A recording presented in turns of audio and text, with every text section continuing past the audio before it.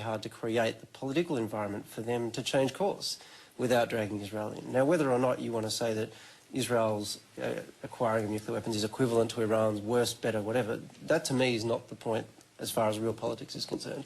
How are you going to get that change to occur without incorporating Israel into the conversation? That's Christopher, I'd like to put a line under this, but I just want to ask you one question and a brief answer if you could. You mean I'm incapable of a brief answer? I can be terse if I have to be. OK, we'll answer this tersely. Israel, of course, did try and stop Iraq acquiring nuclear weapons by bombing a reactor. Would it be justified, in your opinion, for them to do the same in Iran? What Israel did to the Iraq reactor was what the Iranians had tried to do. Everyone forgets this, with their own air force a couple of months before. The Iranians had a huge sigh of relief when the Israelis pulled off a raid they couldn't bring off themselves and disarmed Saddam Hussein. There are a lot of people in the Sunni Arab world, believe you me, who hope that the Israelis take out the Iranian one in turn, but they can't say so in public any more than the Iranians could before. My own view is that Israel both cannot and should not attempt such an attack. OK, well, we're going to move on again. Well, actually, look, you've had your hand up for a while. I'm going to take your question. Lady in the front there.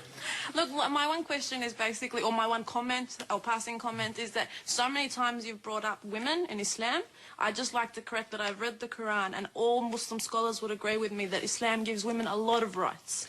We over and over give women in Islam through the Quran. I may not say it through individuals who preach the religion, but Islam through the Quran gives women a lot of rights, and I need that to be heard. I need that to everyone to understand and hear that. I mean, I am a young Muslim woman myself. I sit before you, I have a voice, and I can speak to you, and I can look you in the eye, and I do have my rights. And when I go to Iran, I'm actually Iranian as well, so when I go to Iran, I also have my rights.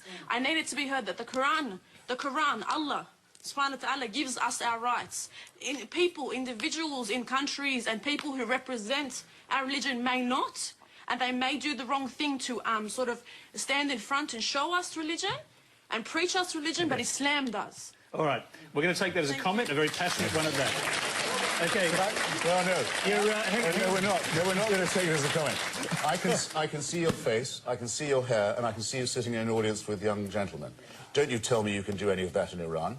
I can, though. No, you can't. Yes, I can. No, you cannot. I can. In Iran, in the Islamic Republic of Iran, where I have been, my hair would be out. My hair would be out because my veil would be little. My hair would be, it may be covered a little bit, but just like in the Bible, in the letter to the Corinthians, it says to cover your head, to be modest. It's a shame she spoiled what could have been a perfectly good statement. All right, OK, I'm sorry. Modesty would be there. I mean, you've been talking about these cheap jokes and things throughout this whole conversation, but you're the only one making the cheap comments. You insult your sisters in Tehran who are being beaten, and raped every day when you say that they have their rights in the Islamic Republic.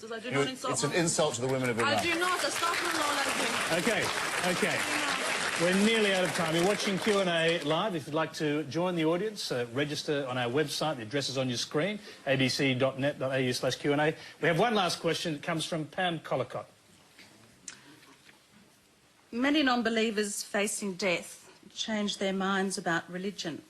Is that fear or comfort? OK, we're going to have quick answers from everybody. Frank Brennan. It's often both.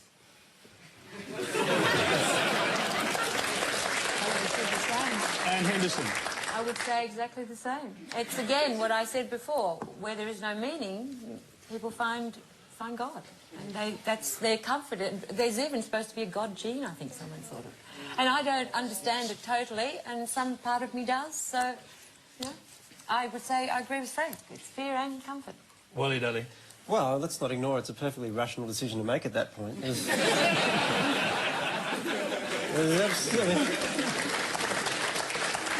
You're on your deathbed, there's absolutely no point not believing in God at that point. Because you might be right. You may as well jump on a team that, if it's wrong, who cares? You know? I would say God knows. I mean, you know, unless you're from a team that, you know, dies repeatedly. When Voltaire was dying, a priest came and said, you should renounce the devil, and he said, this is no time to be making enemies. But it's a religious falsification that people like myself scream for a priest at the end. David Hume very famously didn't and was witnessed by James Boswell not doing so. Most of us go to our ends with dignity. If we don't, and if it is the wish for fear or comfort, then both of these things are equally delusory, as religion is itself. And I think what we've... Thank you. We've proven, I think, tonight that this kind of discussion is worth having, but that is all we have time for. I'm sorry to those people who still got their hands up. Please thank our panellists, Frank Brennan, Christopher Hitchens, Sally Warhart, Waleed Ali and Anne Henderson.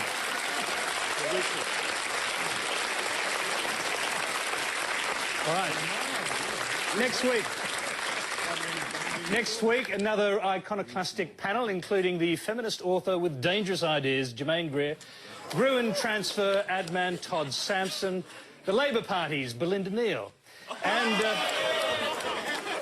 the Liberal Party backbench rebel Corey Bernardi. That's all we have at the moment. We'll have one more by then. So join us next Thursday for another great Q&A. Good night.